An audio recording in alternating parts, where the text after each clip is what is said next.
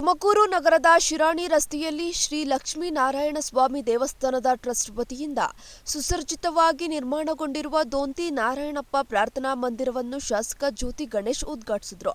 ಶನಿವಾರ ಮಧ್ಯಾಹ್ನ 2ರ ಸಮಯದಲ್ಲಿ ಅವರು ಟೇಪ್ ಕಟ್ ಮಾಡುವ ಮೂಲಕ ಉದ್ಘಾಟನೆ ನೆರವೇರಿಸಿದರು. ಬಳಿಕ ಜ್ಯೋತಿ ಬೆಳಗುವ ಮೂಲಕ ಸಭಾಂಗಣವನ್ನು ಲೋಕಾರ್ಪಣೆ ಮಾಡಿದರು. ಇದಾದ ಬಳಿಕ ನೂರಾರು ಮಂದಿ ದೋಂತಿ ಕುಟುಂಬಸ್ಥರು ಈ ಕಾರ್ಯಕ್ರಮದಲ್ಲಿ ಭಾಗವಹಿಸಿದ್ದರು. ಈ ಸಮಾರಂಭದ ಹಿನ್ನೆಲೆ ಸಾರ್ವಜನಿಕರಿಗೆ ಅನ್ನ ಸಂತರ್ಪಣೆ ಕಾರ್ಯಕ್ರಮವೂ ನಡೆಯಿತು.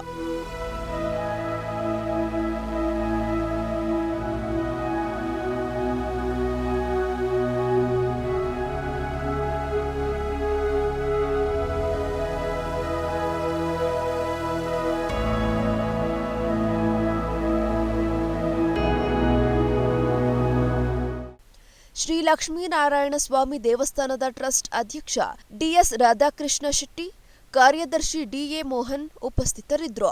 ಸಾರ್ವಜನಿಕ ಉದ್ದೇಶಕ್ಕೆ ನಿರ್ಮಾಣಗೊಂಡಿರುವ ಈ ಪ್ರಾರ್ಥನಾ ಮಂದಿರ ಸರ್ವಜನರಿಗೂ ಉಪಯೋಗವಾಗಲಿ ಎಂದು ಶಾಸಕ ಜ್ಯೋತಿ ಗಣೇಶ್ ಆಶಯ ವ್ಯಕ್ತಪಡಿಸಿದರು.